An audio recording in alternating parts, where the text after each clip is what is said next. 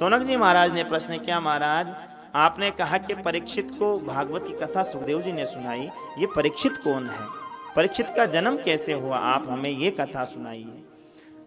तब सूत जी महाराज ने कहा कि वैसे तो परीक्षित की कथा सुनाना ज्यादा आवश्यक नहीं है, लेकिन जिसकी कथा से भगवान की कथा का उद्गम हो जाए, जिसकी कथा कहने से भगवान की कथा का प्रारंभ हो जाए, फिर वह कथा भी भगवान की ही कथा है, इसलिए परीक्षित जन्म की कथा अवश्य सुनाऊंगा।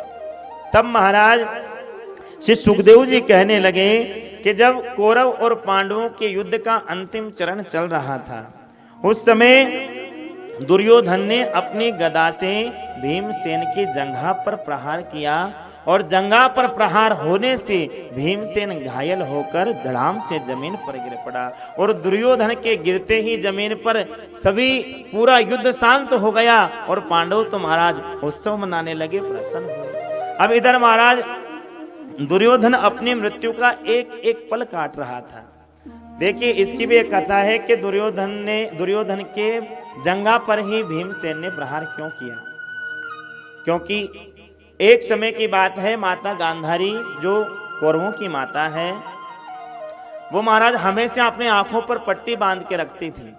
तो एक दिन दुर्योधन से माता ने कहा कि बेटा रात्रि में निर्वस्त्र होकर के तू मेरे सामने आना और मेरा जितना भी तेज है, जितना भी प्रताप है, मैं अपनी आंखों से वो पूरा प्रताप तेरे शरीर में प्रवेश कराऊंगी और तेरे पूरे शरीर को वज्र के जैसा बना दूंगी, फिर तुझे कोई मार नहीं पाएगा।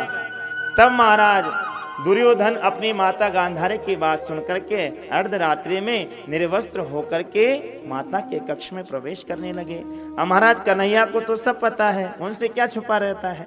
भगवान ने सुना कि यदि ऐसा हो गया तो अनर्थ हो जाएगा, तो टेढ़ी टांग वाला बीच में आकर खड़ा हो गया। कहा कहाँ जा रहा है निर्वस्त्र होकर के? कहा कि मैं अपनी माता के पास जा रहा हूँ, मेरा शरीर माता वज्र के जैसा बनाएगी। भगवान ने कहा राम राम राम, अरे तुझे शर्म नहीं आती?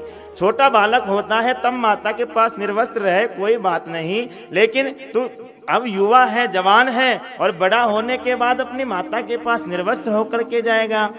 एक काम कर, और कुछ नहीं पहने तो केवल अपने शरीर पर कोपिन तो धारण कर, और भगवान केले के पत्ते से कोपिन बना करके और उसे कोपिन धारण उसे करवा दी। अब महाराज जैसे ही माता गांधारी के पास दुर्योधन पहुंचा, कहा आ गया बेटा? हाँ मैया आ गया। कुछ वस्त्र नहीं पहन रखा? हाँ मैया नहीं पहन रखा। और महाराज जैसे ही पट्टी खोली, और पट्टी खोलते ही पूरा शरीर तो वज्र जैसा हो गया, लेकिन ये जो जंगा वाला स्थान था ये महाराज कोमल रह गया। गांधारी माता ने कहा रे राम राम राम, तूने क्या किया बेटा? मैंने तुझे कहा था निर्वस्त्र होकर के आना, लेकिन जब बात बताई कि कन्हैया बीच में मिल गए और उन्होंने मुझे कोपिन धारण करवा दी। अब तो महाराज उसी जंघा का भगवान को पता था कि पूरा शरीर इसका वज्र के जैसा है, जंघा केवल कोमल है। तो भगवान ने इशारा कर दिया भीमसेन को, और भीम देखिए युद्ध के अंदर जंघा पर प्रहार करना निषेध है, लेकिन फिर भी भगवान ने धर्म की पालना के लिए, धर्म की स्थापना के लिए, धर्म को बचाने के लिए दुर्योधन से कहा जंघा पर प्रहार करने को, और जंघा पर प्रहार होते ही दुर्योधन आज घायल होकर के पड़ा हुआ है। दुर्योधन की जब घायल अवस्था हुई तो उस समय अश्वत्थामा आया, और अश्वत्थामा ने आकर के कहा तुमने मुझे सेनापति बनाया होता तो आज तुम्हारा ये हाल नहीं होता। दुर्योधन जोर से विलाप करने लगा, रुदन करने लगा, कहने लगा कि हम सोते सो के सो मारे गए। दुख तो इस बात का है कि पांडव 5 थे, एक भी नहीं मरा। यदि 5 पांडवों में से एक भी मर जाए तो मैं बड़ी शांति के साथ मैं मृत्यु को प्राप्त हो जाऊंगा। अश्वत्थामा ने कहा रे दुर्योधन, तुम एक की बात करते हो, मैं 5 पांडवों के सिर अभी तुम्हारे सामने लाकर प्रकट करता हूं। और महाराज अर्धरात्रि में ही अश्वत्थामा गया और पांडवों के शिविर में प्रवेश कर गया। इधर महाराज 5 पांडव तो तान दुपट्टा अपनी सैया पर शयन कर रहे थे, और द्वारकाधीश कन्हैया उनके द्वार पर पहरा दे रहे थे। आज महाराज भगवान पहरा देते देते अर्जुन के नेत्र अर्धरात्रि में खुले, और अर्जुन ने आकर के कहा कन्हैया आप सोए नहीं? तब भगवान ने कहा अर्जुन तुम्हें नींद आ रही है?